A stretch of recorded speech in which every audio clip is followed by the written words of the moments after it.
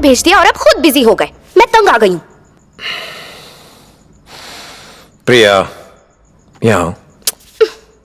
अरे आओ भी ना।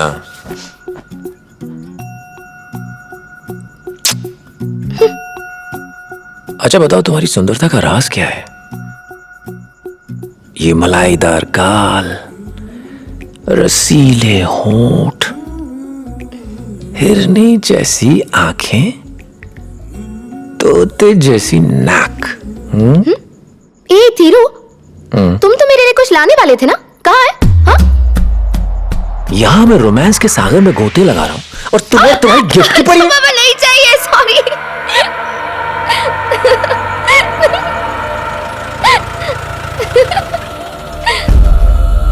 दरवाजा खोलिए सर, हाईवे पे हमारी गाड़ी का एक्सीडेंट हो गया है। दरवाजा खोलिए, खोलिए दरवाजा।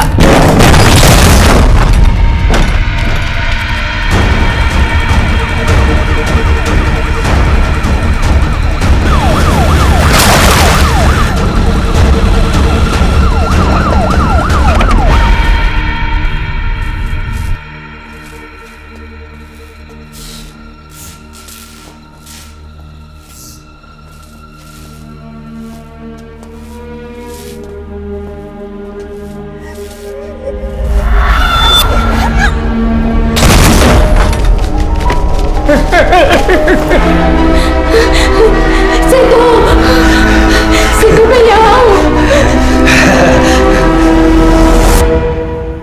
दो बॉडीज और हैं सर, जानवरों की तरह मारा गया है। Same modus operandi. फोरेंसिक वाले फोटोग्राफर अब तक क्यों नहीं पहुंचे? उन्हें ब्लड सैंपल्स और फिंगरप्रिंट्स लेने को बोलो। Yes sir. एक भी एविडेंस मिस ना हो। एक एक इंच सर्च करो। Okay sir. Line method search arrange करो।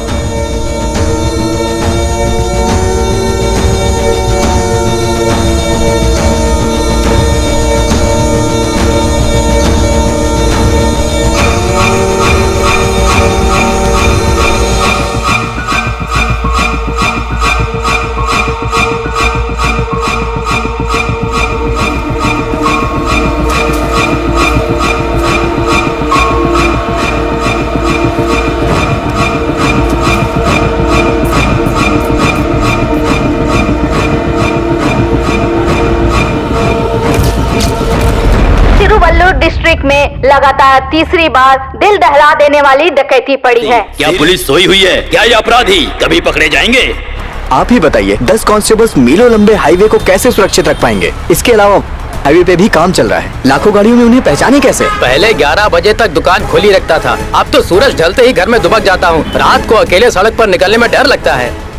जब शारदा मैडम के घर में डकैती पड़ी तब से मैंने दूसरे घरों में काम करना छोड़ दिया। लोग इस गांव में अपनी बेटियों की शादी नहीं करवाते। हम खुद यहाँ से कहीं और जाना चाहते हैं। इसलिए पुलिस को कड़ा कदम उठाना पड़ेगा और लोगों का भरोसा जीतना पड़ेगा। सत्या सर, तमिलनाडु के सभी पुलिस स्टेशन पर फैक्स भेजो। इससे मिलते जुलते सभी केसेस के डिटेल्स चाहिए। Photos, videos, dog squad details, fingerprints, पैर के prints, tyre marks, material objects, physical evidences, quest report, postmortem report और केस से रिलेटेड और सभी रिपोर्ट्स। ऐसे और सिमिलर केसेस का पता लगा। एक ही गैंग था, कई जगहों पे हत्याएं कर वहां डकैती डाली। गुत्थी का एक सिरा ढूंढने के लिए हमने हैबिचुअल ऑफेंडर्स की लिस्ट बनाई और पूछताछ शुरू कर दी। चोरी करना एक आर्ट है। देखते ही वी कम टू नो घर में कितना माल होगा। घर में सूखते कपड़ों को देख के हाउ मेनी आदमी, औरत, नौकर है सब पता चल जाता है। डॉग्स भी बहुत इंपॉर्टेंट है। देसी ब्रीड है या फॉरेन ब्रीड, एक रोटी खाता है दूसरा बिस्किट। अपना औजार ले जाएंगे तो आप जैसे पुलिस वाले बाहर ही धर दबोचेंगे। घर के कबाड़ से ही औजार ढूंढते हैं, सूंघ के पता लगा लेते हैं किचन किधर, बेडरूम किधर। हाथ लगाते ही पता चल जाता है कौन सी कपड़ों की अलमारी है, कौन सी कैश की। मास्टर की अपने पास होती है, 5 मिनट में सब साफ। कुछ टेस्टी बनाओ तो खा भी लेते हैं साहब, फिर खिसक लेते हैं। वी आर आर्टिस्ट और आप हम पे खून का इल्जाम लगा रहे। इंसल्ट है। खड़ा रहे।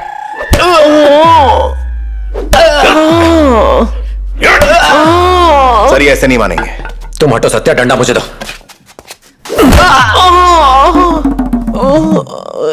अलमारी खोलना मेरा खासियत है। 200 ग्राम तेल और पकड़ के लिए हाथ में राख चाहिए। वही जाते हैं जहाँ खिड़की के पास अलमारी होती है और खिड़की पे चढ़ के जमीन पे तेल डाल देते हैं और फिर जैसे चाहो एक उंगली से भी घुमा सकते हैं। और यही हमारा प्लान होता है सर। काम पूरा। भगवान हमारे पार्टनर हैं, लूट के माल का एक हिस्सा देते हैं, उनको कट नहीं मिला तो मेरा सर कट जाएगा। मैंने नहीं किया सर। खोल अपना मुंह। अरे ऐसा क्या किया? हमें क्यों मारा है? नकली दारू बनाता है, नकली दारू बनाता है। त्रिची में केरावा जाति का एक गैंग काफी सक्रिय हुआ करता था। मैं डिपार्टमेंट में था तो मरियप्पन गैंग डकैतियां डालता था। वो लोग अपनी असली पहचान छुपा के रखते थे। 25 सालों से इन्फॉर्मर का काम कर रहा हूँ। इस तरह का घिनौना अपराध कभी नहीं देखा। सही में सर मुझे नहीं पता है सर। कोई आइडिया नहीं है सर। तमिलनाडु सर। गन रखते हैं डकैती के लिए। कभी नहीं सुना। लाइसेंस निकालो। जितनी भी सुनसान जगह सब जगह नोटिस लगा दो।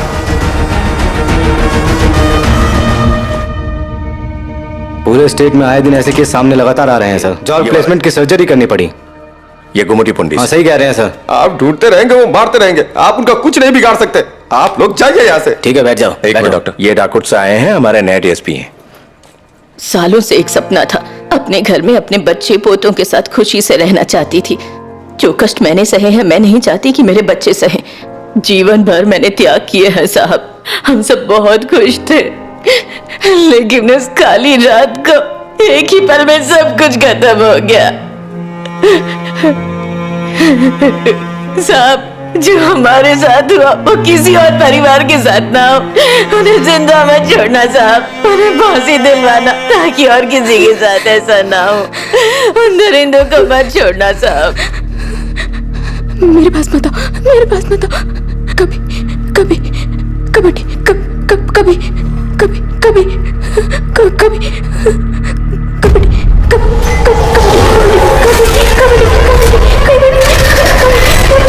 उनको मत छोड़ना साहब, मत छोड़ना।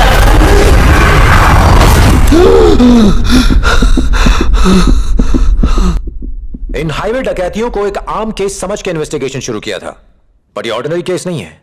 ये एक्सट्रीमली रेयर और सीरियस केस है। कौन है ये डकैत? No idea. कैसे ट्रेवल करते हैं, जुर्म करके कैसे भागते हैं, नहीं पता। सिर्फ एक ही बार से विक्टिम की जान कैसे ले पाते हैं, नहीं मालूम। आज तक एक भी आई विटनेस क्यों नहीं मिला, अगेन नो आइडिया। वो शातिर न सिर्फ सवाल छोड़ गए, पर साथ में एक फिंगरप्रिंट भी छोड़ गए। और चूंकि ये एक यूनिक केस है, हमने इस फिंगरप्रिंट को तमिलनाडु के हर पुलिस स्टेशन में भेजा। किसी भी अरेस्टेड क्रिमिनल से ये मैच नहीं किया, लेकिन कई दिनों की कोशिशों के बाद ये एक जगह मैच किया। 1995 से अब तक हुई 22 डकैतियों और हत्याओं के सिमिलर क्राइम सीन से यह फिंगरप्रिंट कॉमन फैक्टर निकला। यह कोई पुराना गैंग नहीं है, एक नया गैंग है जो पिछले 9 सालों से कानून के हाथों से बचता फिर रहा है। उन्हें नहीं पकड़ पाए तो ये क्राइम करते रहेंगे। अब तक 18 लोग जान गंवा चुके हैं, 60 आंख कान खो चुके हैं, जबड़े तुड़वा चुके हैं, कुछ कोमा में हैं। मैं हैरान हूं कि डिपार्टमेंट ने इतनी लापरवाही कैसे बरती। मैं सो नहीं पाता। उन बच्चों और बूढ़ों की चीखें मेरे कान में गूंजती हैं। क्राइम में विक्टिम की जान जाना कोई नई बात नहीं है, इसमें डिस्टर्ब होने की कौन सी बात है? एक आम नागरिक भी जुर्म के खिलाफ खड़ा हो जाता है। हम लोग तो उसकी सैलरी लेते हैं, हमारे घर चलते हैं उससे। एक शर्मिंदगी सी महसूस होने लगी है, लेकिन शायद आपको शर्म नहीं आती। तुम्हारा नेक्स्ट स्टेप क्या होगा? सर, सभी विक्टिम्स को सर के एक ही साइड पे मारा गया है। यह जानवरों को मारने की टेक्निक है। इसका एक कंक्लूजन निकलता है कि हत्यारे शिकार करना जानते हैं। उन्होंने देसी कट्टे इस्तेमाल किए जो इस स्टेट में नहीं बनते। पिछले क्राइम सीन से एक चप्पल, गुटखा और एक खाली कारतूस मिला। ये सब तमिलनाडु के बने हुए नहीं थे। सो डीजीपी की परमिशन से एक टीम के साथ पूरे देश में चेक करना चाहते। इतना बड़ा सर्च ऑपरेशन? पागल हो गए हो क्या? कुछ मामूली चोरों को पकड़ने के लिए पूरी बटालियन चाहिए।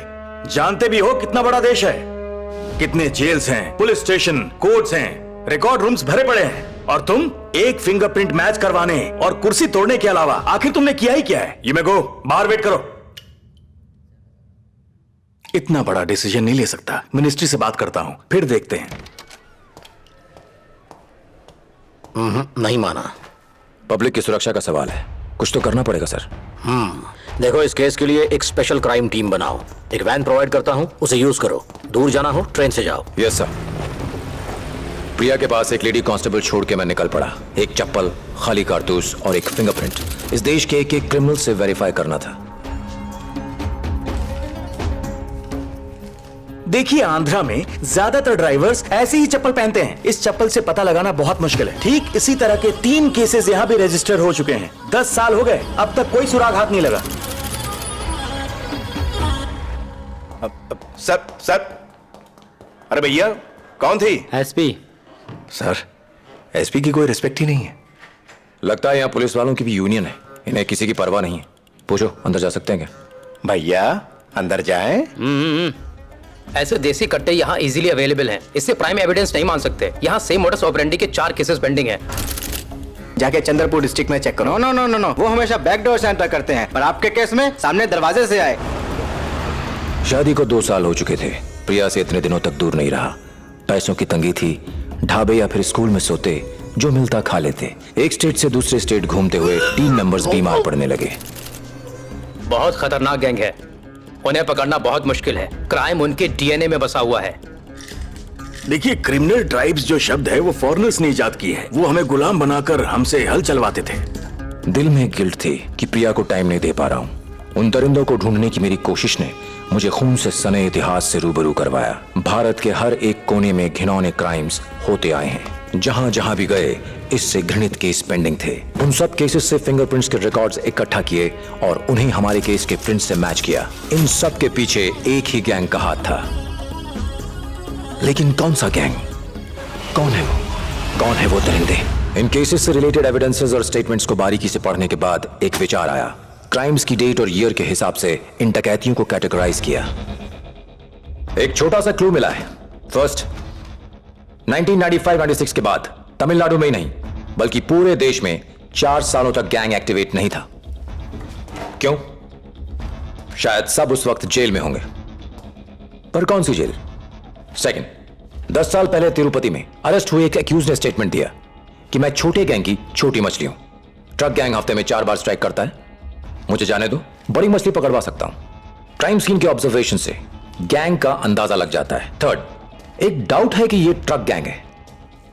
14 फरवरी 2000 को गुमिडी पुंडी में वारदात हुई, फिर 16 को आर्थर में, अगली वारदात 18 को कारीमंगलम धर्मपुरी में और 29 को बैंगलोर के बाहरी एरिया में वारदात हुई। गुड्स की डिलीवरी करते समय ये सारे क्राइम्स हुए होंगे। सत्या सर, वो एक्यूज्ड अभी तक तिरुपति जेल में है। बेल करवाओ और उसे क्राइम सीन पर लेकर आओ। Okay sir. पता करो कि क्या ये ट्रक गैंग का काम है। ये पक्का ट्रक गैंग का ही काम है सर। लेकिन तुम इतने श्योर कैसे हो सकते हो? विक्टिम्स के पोस्टमार्टम और फोरेंसिक रिपोर्ट्स के मुताबिक इस अननोन वेपन से उन पर वार किया गया। ये ट्रक में लगने वाला फ्लैग रॉड है। वो लोगों को मार के इसे फिर से अपने ट्रक में लगा देते हैं। पुलिस के हाथ लगने का सवाल ही नहीं उठता। सभी ट्रक्स को सीज करके रॉड का फिंगरप्रिंट लेते हैं। नहीं सर, बात मीडिया में फैल जाएगी, गैंग सतर्क हो जाएगा। एक स्पेशल टीम फॉर्म करके उन्हें उन्हीं की जगह अरेस्ट करेंगे। उनका एकमात्र एविडेंस है उनके फिंगरप्रिंट्स। नॉर्थ इंडिया में फिंगरप्रिंट्स गिल्ट प्रूव होने के बाद लिए जाते हैं एंड दैट्स अ प्रॉब्लम। सरकारी खर्चे पे पूरे इंडिया का फ्री टूर किया और अब यहाँ अपनी कहानियां सुनाकर हमारा टाइम वेस्ट कर रहे हो।